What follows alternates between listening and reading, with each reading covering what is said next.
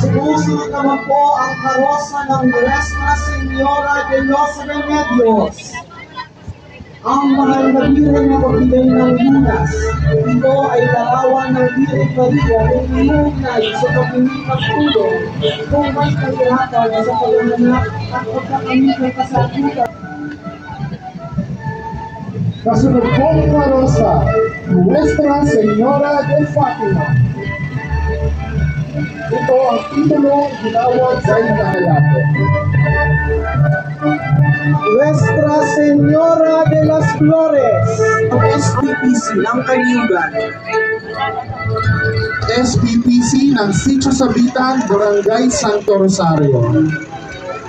Nuestra Señora del Cielo, unod at pangangalaga ng SPPC Santiago at ni Ginoo at Inang Daniel. Ang rosas ayon sa sinaunang kahulugan nito ay tumutukoy sa isang misteryo. Si Maria ang Rosa Mistica. Maraming salamat po. Kasama po sa hanay ng ating prosesyon ay ang imahen ng Nuestra Señora de la Salud. Inilalarawan sa Santo Cristo. Nuestra Señora de Guadalupe ng SPPC ng Santo Niño. Ang Nuestra Señora del Santísimo Rosario.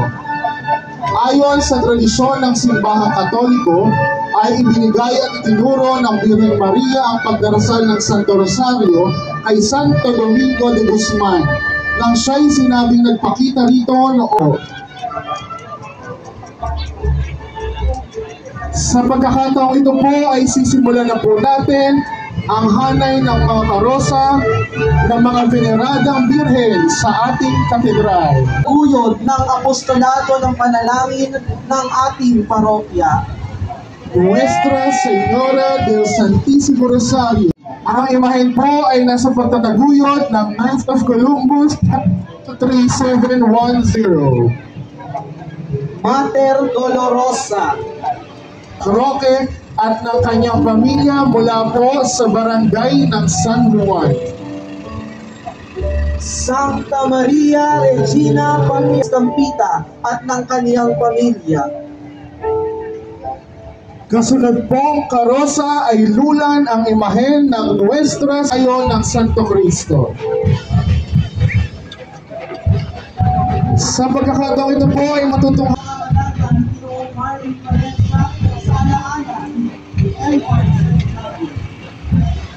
Nuestra Señora de la Asuncion, ang patrona ng bayan ng Bulacan, Bulacan. Ang Pius, ipinagdiriwang ng simbahang Katoliko bilang dakilang kapistahan ng pagkilalang ito sa karangalan ng mahal na Birhen tuwing ika-15 ng Agosto. Inabang Baliwag po, maraming salamat po. Kasunod po, Santa Maria Virgo Virginum. Ang titulong Santang Birhen ng mga Birhen ay nagpaparangal kay Maria bilang halimbawa ng kadalisayan at pagkabirhen. Santa Maria Mater Amabilis. Ang titulong pinakaibig-ibig ay pinupuri si Maria bilang ehemplo ng pagmamahal, kabaitan at pagiging madaling lapitan. Padre Harino at pamilya mula po sa barangay ng Katmon. Santa Maria Causa Nostra Laetitia. Nang isilang ang Mesiyas, natuwa ang mga anghel at umawit ng tigil pangangalaga ni Ginoong Aaron Joshua A.J. Reyes at ng kaniyang pamilya. Santa Maria Va Spirituale. Si Maria na sa sidlan ng mabunying kabanalan ay puno ng bunit banton at karangalan. Torres at pamilya mula po sa Torres, Panasahan, lungsod ng Malolos. Santa Maria Stella Magay Pamarawan. Barangay ng Pagna at Mabulo. Maraming salamat po. Kasunod po sa ating harapan, Santa Maria Regina Apostolorum, kanyang pamilya. Santa Maria Regina Sanctorum Omnium. Isang alaga ni Ginoong Joel Nicodemus at ng kaniyang pamilya. Kaimahen na laganap ang debosyon sa bansang Pilipinas. Nuestra Señora de Lourdes. Ang patrona sa Retiro, lungsod ng Quezon City. Pamilya mula po sa barangay ng San Juan. Mula Immaculada Concepcion. Ito ay isa sa Señora de Antipolo. ang patrona ng pandaigdigang dambana ng mahal na Birhen ng Kapayapaan at mabuting paglalakbay sa bayan ng Antipolo, lalawigan ng Rizal. Nuestra Señora de la Consolacion y Correa, ang patron ng mga orden ng mga Agustino at patrona ng Pilipinos.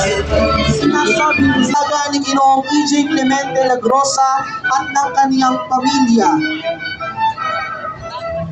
Nuestra Señora de las Islas Filipinas. Taguyod ni Ginoong Ryan Ignacio at pamilya mula po sa Sitio Sampaguita, Barangay Santo Rosario. Ang patrona ng bayan ng San Mateo, Rizal. Nagpakita ang mahal na Birhen kay Rodrigo, isang batang pastol ng mga kambing at ng kaniyang pamilya. Nuestra Señora de la Inmaculada Concepción de Malolos. La Purísima Concepción de Santa Maria, ang kahanga-hanga at mapaghimalang Birhen. Ang imahe pong ito ay nasa pangangalaga ni Ginang Teresita Zenaida Pinto. Ito po ay sa pagtataguyod ni Ginoong Rain Andre Magsakay at ng kanyang pamilya. Nuestra Señora de la Soledad de Portabaga, ang Reina de Cavite at La Luz de Pilipinas. Imahin pong ito ay nasa pangangalaga ni Hart Kayanan at ng kaniyang pamilya buhat pa sa bayan ng Kalumpit. Ay Sasay. Ang patrona ng lalawigan ng Batangas. Isang maliit at Ginoong San Pascual. Malate. Ang mahal na Birhen ng kagalingan na pinararangalan sa Malate ay isasga ni Ginoong Oscar T. Antonio sa pagtataguyod ni Ginoong Michael de la Puente. Sa ating pangharapan ay ang karosa ng Nuestra Señora de Fatima. Ang patrona ng lungsod ng Barisbeta. ay sa pangangalaga ni Ginoong John Liberan at ng kanyang pamilya. Sa pagkakataong ito po ay bubuksan na po natin ang hanay na karosa ng mga birhen mula sa lungsod ng Malolos. Mula sa bahid ng kasalanan, Nuestra Señora de la Paloma, Ipanalangin mo kami. ang imahen pong ito ay nasa pangangalaga ni Ginoong Marlon Cueto at ng kanyang pamilya. Dumarating po sa ating harapan ay ang karosa ng Nuestra Señora Immaculada Concepcion de Antipolo. Sa panahon ng pagpapatayo ng Virgen Immaculada Concepcion de Malolos, ang patrona at reyna ng ating diocesis at ang ina ng Malolos. Nasa pagtataguyod ng sangguniang pastoral ng parokya at ng Basilica Ministry.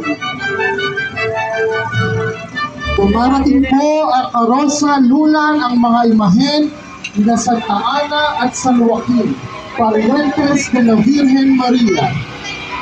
Ayon sa tradisyon kay Bilina at Ginoong Jun Ladia at pamilya. Maraming salamat po.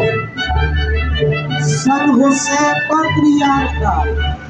Ang kaunting nalalaman natin tungkol kay San Jose ay batay sa Ebanghelyo ni San Mateo at San Lucas.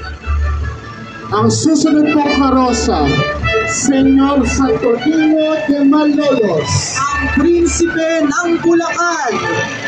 Sinasabi si Santa Teresa ng Avila ang pinaniniwalaang nagpasimula sa imahen ng batang si Jesus na nakadamit tulad ng isang hari. Ang Santo Niño de Malolos Foundation Incorporated. Maraming salamat. Kasalubungan po natin ng masigabong palakpakan ang Dulcissimo Nombre de Maria. Ang katamis-tamisang ngalan ni Maria sa kalendaryo ng ating simbahan may 3 kaarawan lamang. Ang banal na ipinagdiriwang, una, ang kapanganakan ni San Juan Bautista tuwing 24 ng Hunyo. Pangalawa, ang kapanganakan ng Panginoong Jesucristo tuwing 25 ng Disyembre.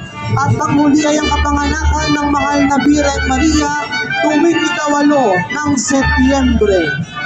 Dulcissimo Nombre de Maria, Ipanalangin mo kami. ang imahen pong ito ay nasa pangangalaga ni Reverendo Padre Vicente J. Bilina at ng Museo de Diocesano de Malolos. Viva la Virgen! Viva! Viva la Virgen! Viva! La Virgen! Viva! Palakpakan po natin ang ating mahal na ina na nagdiriwang ng kaniyang kaarawan. Maraming salamat po sa lahat po ng karosang lumahok sa ating 80th Malolos Cathedral Marian Procession. At ngayon po ang bawat isa ng sakin ang banal na rosaryo sa kabuuan ng ating prosesyon. Maraming salamat po.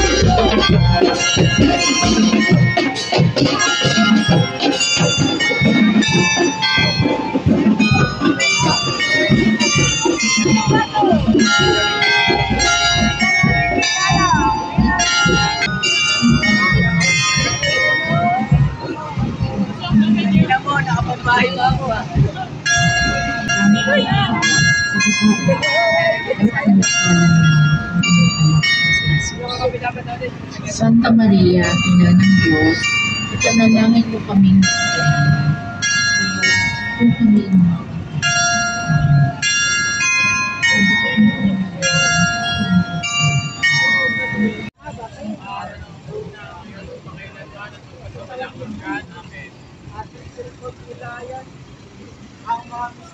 ng tuwa. Ako ng spirit ng tuwa.